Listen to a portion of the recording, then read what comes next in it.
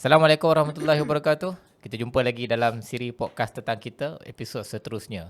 Terima kasih kita nak ucapkan kepada semua yang menonton dua siri sebelum ini. Memberikan banyak maklum balas. Ada yang kata, oh saya tunggu-tunggulah walaupun hanyalah berapa ratus view pada waktu itu. Dan kita sangat hargainya. Ia tidak melunturkan semangat kita untuk terus buat podcast. InsyaAllah setiap kali podcast akan terbit setiap hari Khamis, petang atau malam dekat laman YouTube kita. Dan kita akan promotnya dekat social media platform di tempat lain-lain lah. Di TikTok, Instagram, Facebook, di tentang kita punya platform. Dan seperti mana yang saya maklumkan sebelum ini, kita punya podcast lebih kepada meraihkan akan ada tetamu jemputan. Hari ini kita ada tetamu daripada Universiti Malaya. Nanti saya maklumkan siapa dia. Dan juga kita bercakap tentang topik-topik yang agak spesifik, tetapi ia adalah seputar kehidupan peribadi dan apa saja bentuk-bentuk pergelutan hidup yang kita semua boleh relate to each other lah. So untuk hari ni, topik seperti mana yang anda baca dekat tajuk podcast ni, The Glory, Pergelutan Menghapus Dendam. So kita akan bercakap tentang bersama dengan saya, Wahyuni. Lambat sampai hari ni. Jadi lambatlah kita syuting sikit. Dan juga tetamu jemputan kita, Dr. Dayana binti Muhammad Arifin, Jabatan Sejarah Universiti Malaya. Juga akan bercakap tentang topik yang kita akan ketengahkan pada hari ini, iaitu The Glory, Pergelutan Menghapus Dendam. The Glory adalah sebuah K-drama yang tahun bila diterbitkan? Baru je. Tahun Part 1 2022, Part 2 2023. ada 2 part. Yes. 2 part. Dan Dalam juga kisah ditulis tu. oleh Kim script writer yang sama. Ini adalah favourite Wahyuni punya script writer. Orang suka Gong Yu, dia tak. Dia script writer juga. dan juga pelakonnya agak terkenal. Pelakon utamanya adalah seorang wanita, iaitu Song Hye Kyo. So Hye Kyo. Saya tak kenal sangat dia ni. Saya kenal dia dekat Descendant of the Sun je lah. Dan juga pelakon lelakinya siapa? Lee Do Hyuk. Siapa yang? Lee Do Hyuk. Lee Dong Hyuk namanya, yang muda daripada dia Muda, tu. bukan yang handsome tu. Yang tu dia tak ada isu jurang umur. Tak sama macam isu Goblin. Tak, tu pedofile. Tu budak sekolah dengan pakcik dia. Asmak pun lagi tua daripada watak perempuan dalam cerita Goblin tu.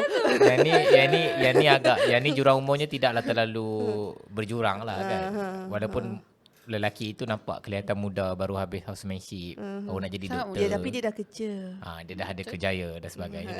So untuk mereka yang tak pernah menonton ataupun pernah menonton The Glory, kita singkap sikit konteks dan juga prolog kepada The Glory. The Glory adalah sebuah K-drama yang mengisahkan tentang seorang perempuan yang dibuli dengan sangat teruk ketika dia belajar di sekolah menengah dahulu. Dan saya dapat tahu yang ia merupakan sebenarnya kes benar yang cuba diadunkan Kisah menjadi benar. K-drama. Jadi memang budaya membuli luar biasa itu memang berlaku dekat Korea. Dan perempuan ini, dia menyimpan dendam yang sangat lama. Notion kepada cerita ni adalah dendam lah. Disebabkan dia sangat berdendam dengan semua pembuli-pembuli dia di waktu sekolah menengah dulu. Dia bekerja dengan satu niat dan juga satu vision bahawa dia nak patah balik tempat dia. Jadi dia nak membalas dendam kepada semua orang yang pernah membuli dia. Dan dia kata, membunuh seseorang bukanlah bayaran kepada dendam. Tak cukup dengan membunuh seseorang.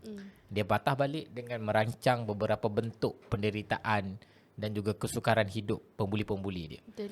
Dia punya idea dia, notion dia adalah dendam. Dan yang ini yang kita akan bincangkanlah tentang pergelutan menghapus dendam tu. Dan dia patah balik. Dia dah kerja, badan dia berselirat penuh dengan airnya, dengan kena macam-macam kan. Dan bila dia ulang balik part kena bully tu, saya sendiri pun rasa ngeri lah sebab tengok ya Allah sampai macam ni sekali kan. Kita rasa terus kita punya moral kompas tu terganggu sekejap kan. Kita macam layaklah kau kena balas balik macam tu kan. So menariklah cerita ni sebenarnya. Dan dia patah balik dan setiap satu episod itu dicuba ditunjukkan macam mana dia merancang, macam mana dia buat, macam mana dia sangat menjadi orang yang sangat bersungguh, tenang, merancang dan juga orang yang sangat sukar untuk dikalahkan dari sudut emosi. Payahlah orang nak kacau dia lagi dah dulu. Sekali hentak je dia dah takut kan. Kali ni dia sangat tenang. So itu ceritanya. Sangat best sebab dia ada banyak orang yang bully melawan seorang perempuan sahaja. Dan seorang perempuan ni dia ada seorang lelaki yang support dia lah daripada belakang, iaitu hero dalam cerita ni. dan juga executor. I will be your executor. Maksudnya saya ingin menjadi seorang, kalau kau suruh aku buat apa, aku akan buat. Cinta dia sampai macam tu lah. So itu dia, sebenarnya itu je sampai 24 tu. Cuma dia punya perkembangan cerita tu menarik. So hari ni kita nak cakap pasal cerita tu. Soalan saya yang pertama kepada tetamu berdua ialah, apakah perspektif seorang perempuan yang berdendam seperti dalam K-drama ini? Ouch. Perlu perempuan je ke? Cakap lah. Saya nak cakap pasal seorang perempuan dulu. Sebab ada sebab kenapa dia ambil watak perempuan. Itu satu. Yang kedua, sebagai seorang perempuan, apakah perspektif kalian berdua terhadap watak ini? Watak apa nama tak? Tak ingat dah watak dia. Dong Eun. Ha? Dong Eun. Dong Eun. Moon Dong Eun. Ha. Mulakan dengan Wahini dulu. Saya dulu. Saya kira awak tiru poin tetamu. Awak suka meniru poin yang orang kita jemput. Okay. Sebelum saya masuk dulu, selingan daripada drama yang The Glory tu, aktor yang watak muda perempuan tu, siapa nama dia? Do Hyuk ke? Yang Jung, perempuan yang comel tu sebenarnya, Yang masa dia jadi muda tu yang dia watak muda dia tu, sebenarnya perempuan tu sangat ceria orangnya, tapi biasa yang dia lakonkan The Glory, yang part dia membuli tu, dia kata sebenarnya scene tu sangat mengganggu dia. Lepas tu dia terpaksa pergi jumpa ni sendiri, sekretari untuk ni, untuk sebab terlalu heavy dia, sampai dia persoalkan karakter dia tu, dia assistant dia, sebab macam mana manusia boleh buat sampai macam tu sekali aja tu, sampai dia watak perempuan yang kena bully ni ke? bukan watak yang membuli tu. membuli tu. Wow. Sebab time tu, lepas tu dia ada satu drama lagi, apa guest house apa entah, dan dua watak tu sangat bertentangan, dan orang tanyalah dia, macam mana kau bawa The Glory tu? Dia cakap, dia kata dia terseksa jugalah bawa watak tu sebab quite bukan quite, disturbing memang lah. severe gila kan perbezaan dia. Itu selingan ni ya Robun. Okay, betul kau dah salah. Sorry, suka distracted. So apa pandangan Wahini terhadap watak perempuan yang Dong Yun? Saya boleh related apa. Tak adalah. Saya dah cakap revenge revenge. Revenge mungkin taklah, sebab saya pun ada. Awak rasa dia berhak tak untuk balas dendam? Yes. Kenapa? Sebab kalau saya dekat tempat dia, saya pun akan balas dendam. Maybe lebih teruk daripada itu. Cuma Aku tak tahu podcast itu. Rio Robun. Ada je pancing dia kan. Dia ni memang nak mencari pasal. Saram aja kau tentu. Kenapa awak rasa awak juga akan Taklah. berbuat sedemikian? Kenapa? Taklah, sebab teruk kot orang bully dia sampai spoiler, dia kena iron kan satu badan. Dia curling iron rambut tu. Yang Penuh rambut tu kaki sampai, badan. sampai dia tak boleh pakai baju lengan pendek kan, walaupun time ya. sama, sebab teruk sangat dia bully dorang. Dia sampai berapa tahun? 13 tahun dia tu plan delicate revenge dia tu. Sampai 14, umur 14. Jadi saya rasa saya boleh relate, walaupun sekarang memanglah saya ada revenge saya. Wow. Cuma saya tak pernah lagi terfikir untuk execute benda tu lah. Okey, sabar. Saya nak dedahkan part tu nanti. Bagaimana awak menguruskan dendam awak. Kita nak balik kepada Dr. Diana yang juga merupakan seorang isteri kepada seorang lelaki yang hebat. Lelaki hebat. So apa pandangan Terima kasih suami. Menarik kerana moderator dia tanya soalan dendam perempuan. Shakespeare dia cakap hell has no fury like a woman's scorn. Neraka pun tak ada sepanas api neraka macam dendam seorang perempuan. Wih. Aku dah begitu kata. Kerana saya sejarawan, saya bagi konteks sikit lah. Perempuan ni selalu dalam posisi yang dia lebih lemah. Dia lemah dari segi kewangan, dia lemah dari segi kuasa. Jadi cara dia nak mendapat apa dia nak tu kadang guna cara yang agak orang kata pasal tu dia kata perempuan kalau nak bunuh dia tak guna pisau, dia guna racun. Cara dia halus. Dan kalau kita tengok The Glory ni, cara dia sebenarnya agak halus. Dia guna Betul. manipulasi konteks. Dia guna anak, dia guna anak pembuli tu, dia guna suami pembuli tu, dia guna dia punya dia tahu keadaan kewangan pembuli-pembuli dia tahu mereka berkawan dengan siapa, bergerak ke mana. Jadi kenapa dia ambil masa 13-14 tahun ni Yuni? Pasal dia nak mula-mula dia nak kuatkan diri dia dengan dia nak cari jalan yang terbaik. Dan ini yang menarikkan dendam tu. Bila kita tengok macam moderator cakap tadi lah, kita sendiri, moral compass kita sendiri macam macam patut je dia balas dendam. Dan saya rasa itu yang menarik tentang dendam. Seharusnya kita bukan lihat bagaimana seseorang tu bereaksi, tetapi lihat dulu asal usul kepada reaksi tersebut. Kenapa? Kenapa? Kita kena faham konteks dia. Tapi adakah kita mengiyakan perbuatan yang, terutama sekali perbuatan jenayah lah. Ya. Kita tak naklah mengiyakan jenayah. Tetapi kita kena faham bahawa sebenarnya dendam tu adalah cara orang coping mechanism. Kita nak tidur malam kadang tak boleh bila fikir orang buat apa kat kita kan. Jadi, apa cara kita buat? Kita membalas dendam. Dengan sebenarnya dongeng tu, kerana dia fikir nak balas dendam tu lah dia mampu hidup. Kemudian dia dah bunuh diri dah. Kan ada satu scene tu dia nak bunuh diri kan. Maksudnya pandangan saya Tengok. coping mechanism ke motivation? Yang mana yang lebih strong? Saya rasa mula-mula coping mechanism. Mula-mula coping mechanism. Kemudian ia bertukar menjadi Motivation, motivasi. ya, betul. Kalau saya sendiri berada dekat watak utama tu, Dong Yun tu, adakah saya akan membalas Tapi dendam? saya tak tahu saya ada kesabaran nak tunggu 13 tahun tak macam tu. Apa yang menyebabkan dia sabar sampai 13 tahun merancang, meneliti? Pasal Dia dia tak bukan ada hanya apa-apa. sekadar menunggu kan, dia merancang. Dia merancang. Kerana dia tak ada apa-apa pada mulanya. Dia hanya budak yang kena buang sekolah dan tak ada mak ayah dan tak ada duit. Dia belum bina power dia dulu. Dan dia mula-mula tak tahu pun dia nak buat apa kan. Dia tak tahu dia nak buat apa. So dendam tu dah jadi macam purpose hidup dia. Betul. Dia tak ada purpose lain. Dia tak ada ahli keluarga. Mak dia kan Dia tak ada apa pun. Dia merasakan dengan membalas dendam itu dia adalah seseorang yang bermakna ataupun meta dan dia harus kejar ke arah itu. Sampai macam tu lah sekali dendam yang dia ada kan. Betul. Menarik ya. Tapi cerita dendam bertahun-tahun ni bukanlah dalam The Glory, banyak je cerita-cerita lain yang pernah explore benda ni kan. Macam The Count of Monte Cristo, satu cerita klasik, ada filem, ada buku. Kalau siapa boleh tengok filem dia, itu The Count of Monte Cristo pun bertahun-tahun dia plan nak balas kepada orang yang meletak dia dalam penjara. Dia punya matlamat tu jelas. Sama macam The Glory, matlamat dia jelas untuk hancurkan hidup orang Dan tu. kita tengok orang yang matlamatnya jelas walaupun dia adalah seorang pendendam. Walaupun dendam itu adalah matlamatnya, tetapi kerana kejelasan matlamat itu, pergerakan dia sangat-sangat terancang. Betul. Pelaksanaannya saya Betul. tengok dalam cerita tu dia sangat tahu okey kalau tak pergi ke sini dia dah ada backup plan. Ya, One by one by one. To that extent lah dia mampu untuk merancang. Pasal tu agaknya dia tunggu bertahun. Ya. nak Kerana dia, mendalami karakter-karakter yang dia perlu balas dendam. Jadi dendam yes. melahirkan seorang yang sabarnya bagaimana, tenangnya Betul. bagaimana. Kerana dia ada drive yang kuat untuk dia bergerak ke arah itu. Drive. So kita akan bawa topik ini kepada dendam itu sendiri. Sebab setiap manusia ada dendam. Dan Tuhan menciptakan satu makhluk yang namanya dendam. Dan makhluk ini akan hinggap dekat semua manusia. Tak kira lah manusia itu besar macam mana pun, kecil macam mana pun, baik macam mana pun, pelajar kuis ke, Mesir ke, UIA ke. Dia akan ada satu fasa di mana dia akan diuji dengan dendam dia.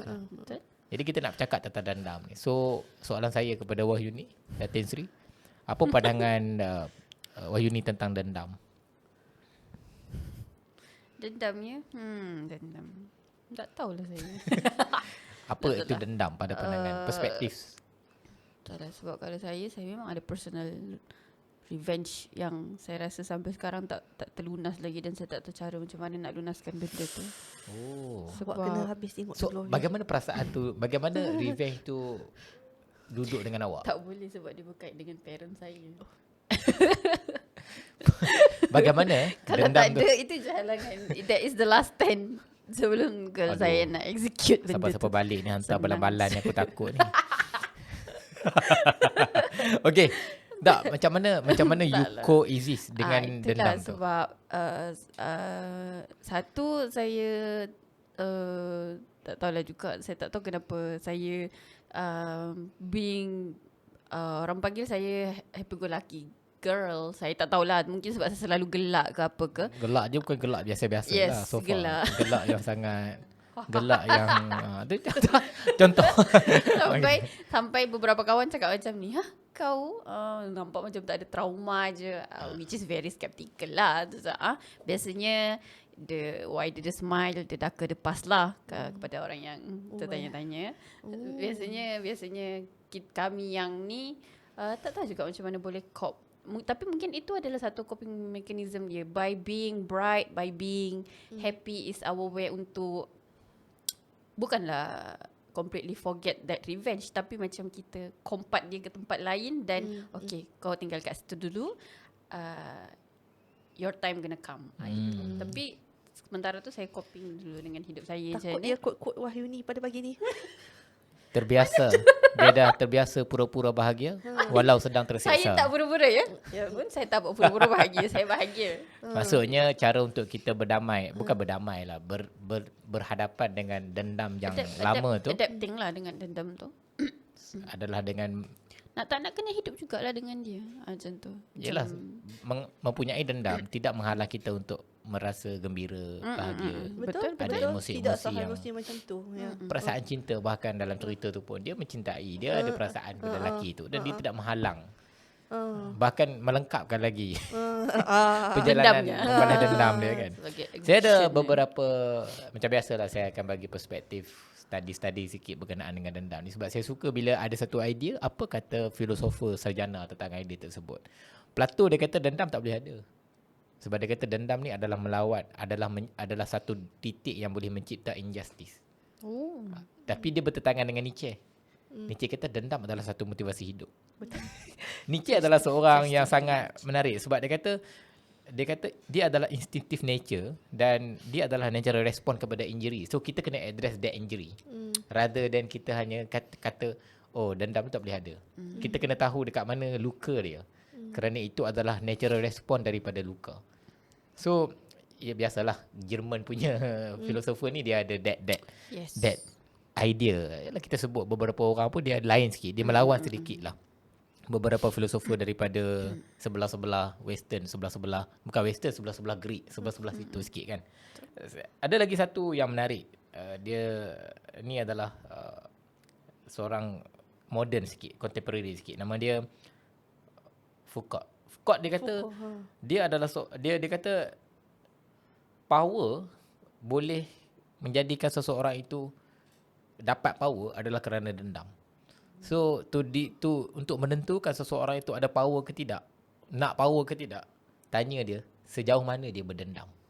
So orang yang berebut untuk mendapatkan suatu kuasa, baik ia tahta, posisi, tempat politik dan sebagainya, dia harus ditanya soalan yang sama, sejauh mana kamu berdendam. Kerana pada dia, orang yang nak kepada power adalah orang yang ada dendam yang kuat lah dalam hidup dia. Cuma dia kata masalah dendam ni adalah dia selalu menjadi satu poison, racun di dalam institusi. Dia boleh diinstitusikan secara diam-diam. Dan orang yang membuat institusi itu, undang-undang ke apa benda yang berkaitan dengan, ialah Foucault kan cakap pasal negara, cakap pasal idea keadilan dia kan, akan teracun kerana dendam. So orang tu kalau dia ada dendam, dia buat satu sistem kenegaraan menyebabkan rakyat dia tu terkenalah notion dendam itu. Menarik tau. Maksudnya betapa bahayanya dendam daripada satu perspektif peribadi. Ia akhirnya boleh menjangkiti kepada satu bentuk negara. Dan negara itu tertubuh kerana dendam tersebut. So, soalan saya kepada doktor, ni dah tak selesa panggil doktor, masalah dok rumah panggil sayang, jadi kita pun panggil sayang lah kat sini. Okey. Kenapa kita harus ada satu word quotes yang saya tahu saya tak setuju benda ni kan. Dan dia sangat toksik. Forgive and forget. Orang kata kalau nak deal dengan dendam, kita kena forgive and kita kena forget. 2 F yang perlu kita buat. So why this is not realistic? Okay, macam ni mula-mula saya nak buat Dia nak pesyarah. buat, Jadi dia memang starting dia memang macam tu. Dia akan bagi betul-betul foundational. introduction to the class. Saya bukan tak setuju 100% dengan forgive and forget. Ada benda kita boleh forgive and forget. Contohnya orang terlanggar bahu kita kat tempat yang Kita tak. kita macam kita pergi PBKL tiba bam orang langgar bahu kita. Forgive, forget. Dah lalu. Okay.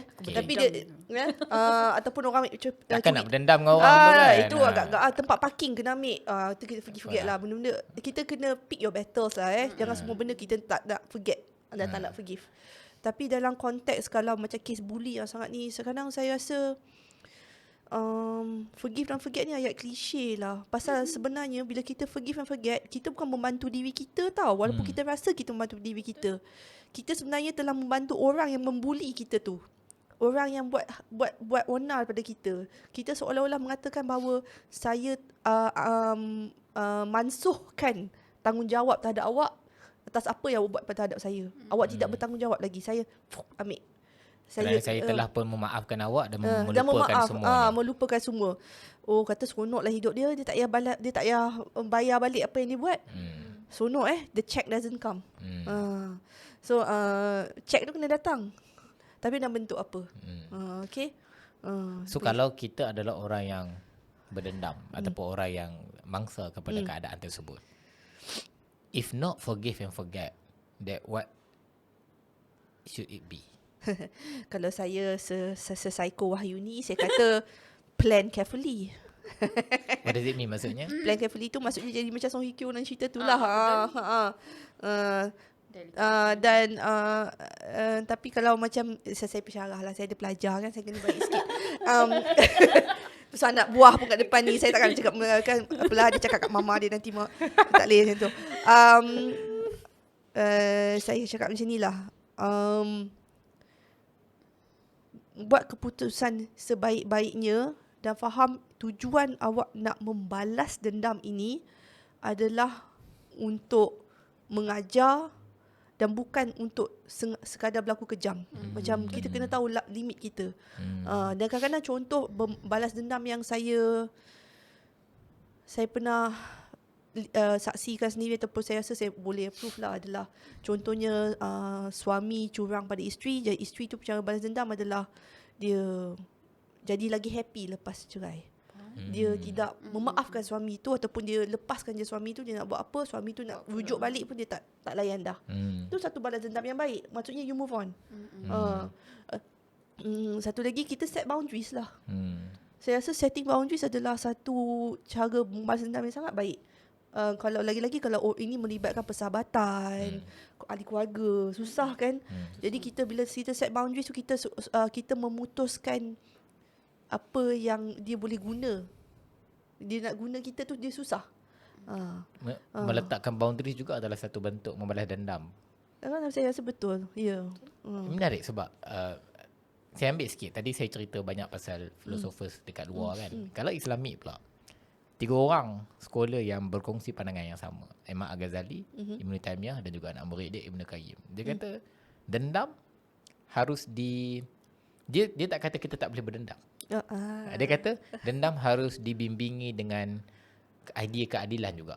Betul. Maksudnya jangan kita eksesif, jangan kita terlalu melebihi sampai kita menafikan kita sampai dia jadi anjas. So dia kata macam mana kita nak buat dendam tu dalam guided by the justice ideas, justice principle. Menarik kan maksudnya. Dia tak kata kita tak boleh berdendam. Dia tak kata kita tak boleh. Dan dia tak kata forgive and forget. That word tu memang tak ada langsung lah. Aku tak setuju. Benda tu saya emphasize. Perkataan itu memang tidak. That principle tu tidak ada saya lah. nak pesan lagi sekali jangan kalau kawan tu sakit bersedih jangan cakap dia forgive and forget. Pasal itu sebenarnya nasihat untuk awak. Pasal awak tak nak layan keluhan dia. Awak nak dia move on. Jadi dia tak payah cakap dah benda tu. It's not for you, it's not for her. It's for you. You give the advice forgive and forget. Then forgive and forget the advice. So betul Ibn Taymiyah apa kata dengan sense of justice lah kan.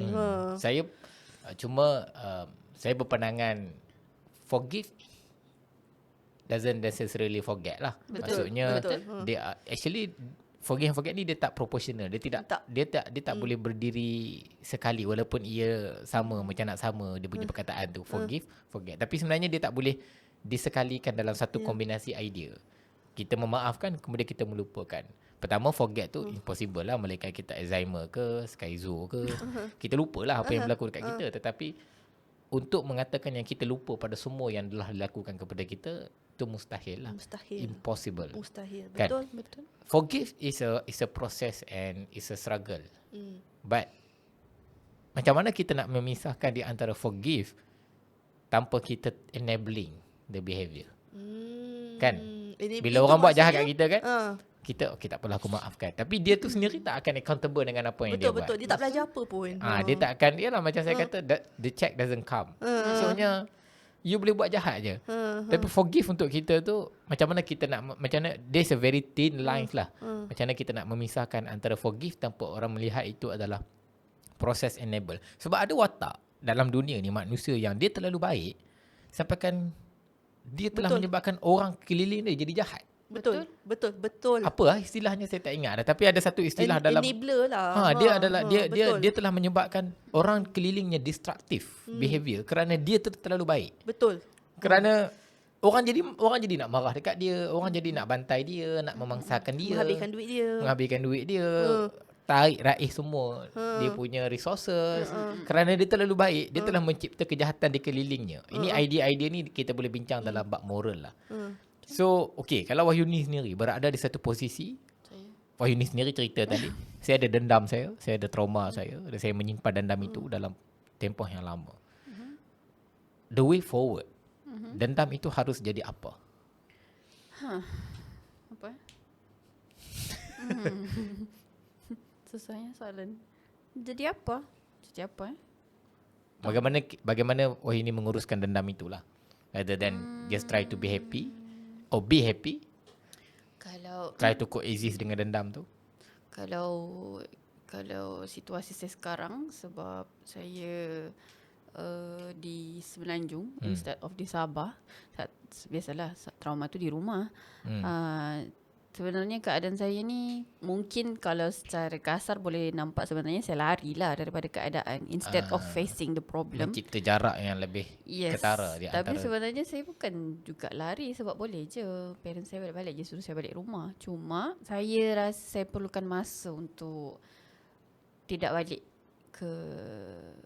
ke rumah. Cuma itulah saya jarakkan diri dengan dengan tempat kejadian, dengan si pelaku. Saya tak bercakap dengan langsung. Dia. Sangat jarang bercakap, walaupun dia ada dekat rumah ke tu macam mana ke. Kalau raya haji confirm dia orang datang rumah. So mengambil jarak adalah satu bagi tindakan ruang yang pada baik. diri. Tindakan yang boleh dilakukan kepada kita semua dan juga kepada orang lain. Bagi masa berfikirlah sebenarnya, what should I do with him? Balik kepada tadi kan, ini kan, balik kepada kesan kepada seorang anak yang ada mak yang macam Don Yoon.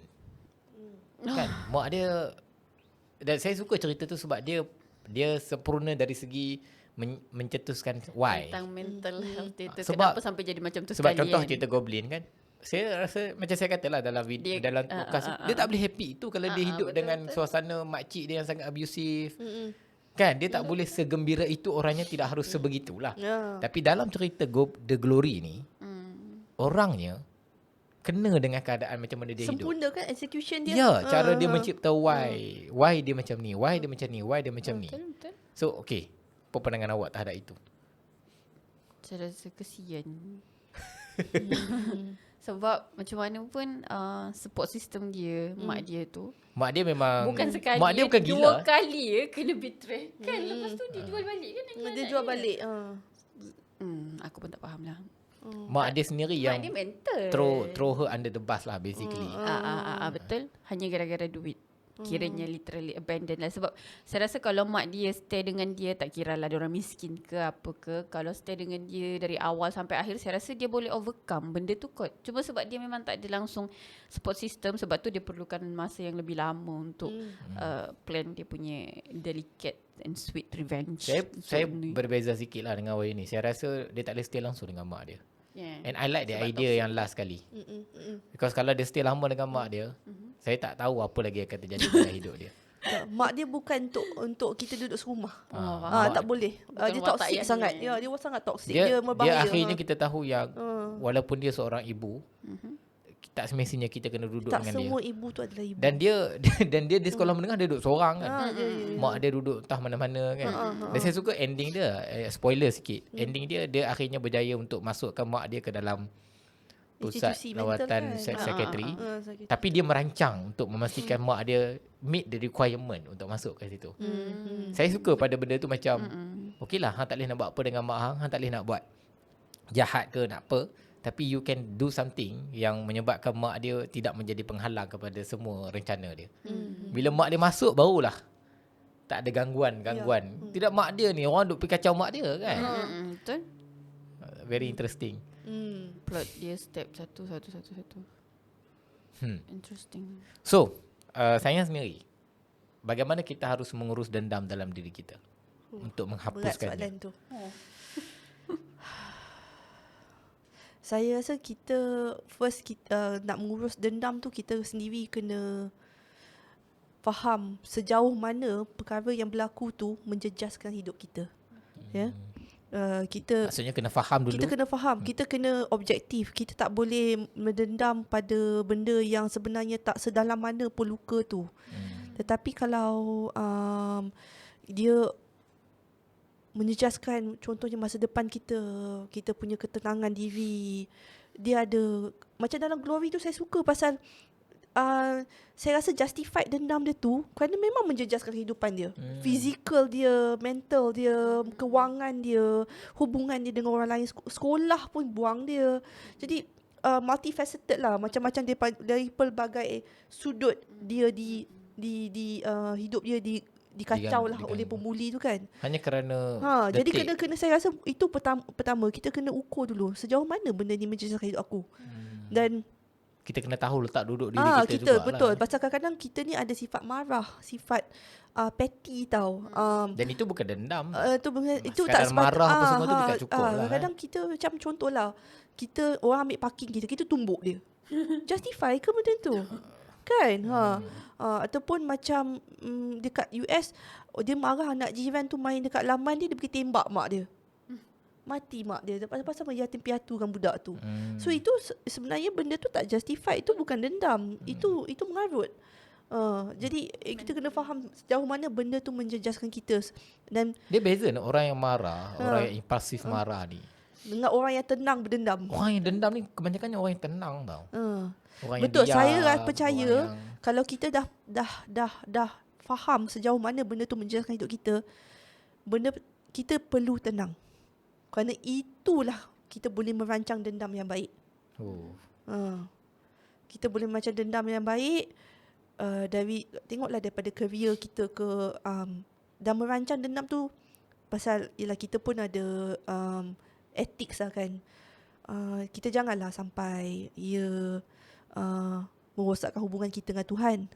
Itu satulah kan. Kita kena faham sendiri. Itu payah nak cakap. Pasal semua tu ikut kes masing-masing. Ya. Kita kena tengok Konteks berbeza, kan? konteks berbeza. Tapi saya peganglah pandangan Ibn Taymiyah tadi dengan Imam Ghazali tu. Biar ada justice. Biar ada justice. Siapa tiga orang tu? Al-Ghazali, Ibn Taymiyah dengan Ibn Qayyim anak murid Ibn dia. Qayyim. Okay. Cuma kena ada justice. Cuma ada idea yang membalasnya lah. Ada yang mengatakan sebab Ibn Taymiyah dengan Ibn Qayyim ni selalunya dia bagi idea yang agak plain begitu, tetapi ada juga pandangan yang mengatakan ia harus within the boundaries of law. Ya. Mereka ni tak berapa percaya daripada sudut itu sebab mereka lah yang telah dimangsakan dizalimi kerana undang-undang. Betul. Jadi membalas dendam dalam legal perspektif ataupun membalas dendam menurut undang-undang dengan membalas dendam secara peribadi itu sentiasa ada perbalahan lah. Maksudnya kalau ada orang yang percaya yang tak apalah kau balaslah dendam kau. Dia orang kata kau tak boleh. Biar law yang buat. Biar law yang balas dendam tu. Macam kalau contoh orang telah bunuh ke kan. Kita tak boleh bunuh dia balik, which is betul. Pak bunuh tu betul sebab dia bukanlah satu bentuk. Dia dendam ni normally dia bukan membunuh orang semata-mata kan. Dia bukanlah sesuatu yang semudah itu. Dendam ni adalah sesuatu yang akhirnya meninggalkan emosi yang dalam pada seseorang itu yang tidak boleh dihapuskan dalam tempoh yang sangat lama. dia objektif dia is to cause misery to the other person. Kita nak biar dia rasa sengsara kan. Jadi kita kena faham dulu itu sebabnya Song Hye Kyo punya watak Dong Un tu dia memerhati dulu kerana dia baru faham mana titik yang boleh buat dia orang miserable. Yang ni anak, yang ni dia punya dadah dia. Dan contohnya kalau kita rasa yang boleh buat orang tu sengsara adalah melihat kebahagiaan kita, kita bahagialah. Kita mencipta kebahagiaan kita. Itu sebaik-baik dendam sebenarnya. So sebaik-baik dendam adalah mencipta kebahagiaan diri kita sendiri. kita sendiri. Betul. Especially kalau kes-kes contohnya kita dibelut kawan, kita dikhianati. Sebaik-baiknya ada kebahagiaan kita. Tapi jangan pula kita bermanis muka dengan orang tu. Kita sendiri kena bawa diri lah. Letak macam saya cakap tadi, tak set payah boundaries. berpura-pura. Tak payah berpura-pura. Walaupun kita rasa orang tu dah khianat kita, kita nak baik-baik lagi dengan Mengambil dia. jarak terus. Kena jarak terus. Bukan tak semestinya putus silaturahim, tapi bagi jarak. Tak perlu kita macam Nak kena baik-baik. baik-baik, Nak kena tadah lagi muka. nak lagi kena beli, menghadap lagi. beli dia birthday present lah. Allah, macam sangat personal nak ya ajak sekarang. pergi minum kopi. Tak payah. Ya. Satu lagi kita sendiri sakit bila duduk dengan dia. Pasal dia kita masih tak seperti perlu. itu. Dia masih seperti itu. So mengambil jarak, berbahagialah dengan diri kita sendiri. Betul. Berjuang untuk kebahagiaan kita sendiri adalah dendam yang terbaik. Adalah membalas dendam yang terbaik lah kan. Hui, berapa lama dah ni Jad? Aku rasa macam lama dah ni. 36 minit kan. So last soalan daripada saya. Dan kemudian tu last word lah kan. Bila kita bercakap tentang dendam ni, ia berkait dengan sikap kita. Jadi ada dendam sebagai bagaimanakah harusnya dendam itu membangunkan peribadi kita? Itu soalan saya. Soalan langsung tak expect kan? Soalan saya adalah bagaimana satu dendam itu membangunkan peribadi kita? Bagaimanakah kita nak membezakan dendam yang boleh menjatuhkan peribadi kita dan dendam yang boleh membangunkan peribadi kita? Sebab ada dendam, contohnya macam dalam agama dia ada dengki. Tuhan sebut min hasidin iza hasad. Kita kena berlindung daripada pendengki-pendengki yang melakukan sesuatu terhadap kedengkian itu. Jadi orang yang dengki bukan orang yang dendam kan. Orang yang dengki adalah orang yang tak boleh tengok orang lain bahagia. Orang yang lain ada memiliki. Orang tu dia tak buat apa-apa pun. So orang yang dendam ni adalah orang yang dia adalah mangsa keadaan sebelum ini. Sekarang ni adalah masanya untuk dia bertindak kembali. Jadi berbezalah dengan yang dengki ni. Dia tak ada cause dia. Yang dendam ni dia ada clear cause why dia apa benda kan. What happened to you yang menyebabkan dia akhirnya menjadi seorang pendendam. So bagaimanakah kita nak membuat sesuatu supaya dendam itu membangunkan peribadi kita, bukan menjatuhkan peribadi kita. Silakan Wahyuni sebagai orang yang membaca Al-Atas. Apa pula? Apa kita dengar Al-Atas? Tengok tu. Atasian rupanya. Bukan. Saya membaca buku tu. Apa? Kalau saya revenge, macam Kak dia cakap tadi kot, saya rasa be a better human than them. Maksudnya daripada revenge tu kita boleh tahu okay how to not be like them. Daripada situ je, contohlah kita dah lah kita revenge, macam kita berdendam dengan dia, tapi pada masa yang sama kita buat kat perangai macam tu, bukan ke sama je. Don't be low like them lah. Misalnya contoh orang buat benda dengan kita, it's okay, biarkan dia ni dan buat benda tu sebagai motivasi. Okay, aku tak akan pernah sekali-kali jadi macam kau. Macam tu. Dia macam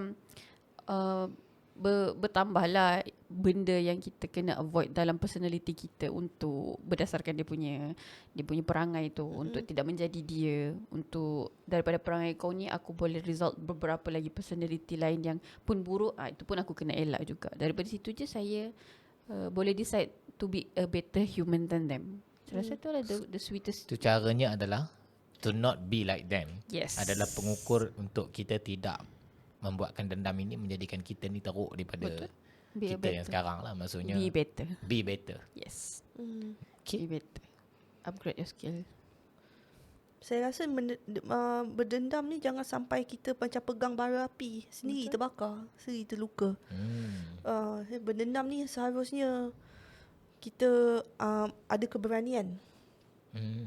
Kita ada motivasi.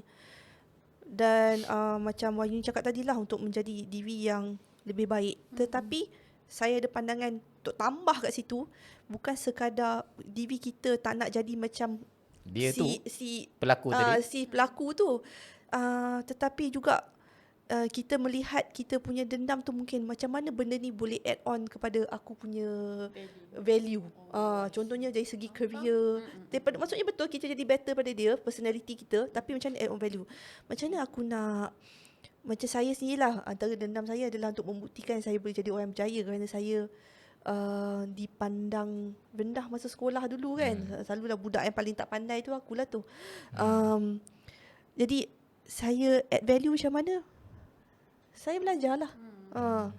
Saya tak mau, dan saya sebenarnya sampai sekarang tunggu peluang untuk saya tunjuk pada cikgu tu bahawa saya berjaya. Dia yang mungkin dia tak ingat pun saya. Pasal dia mungkin biasa kot buat budak-budak macam tu kan. Cikgu yang tak beretika sedikit.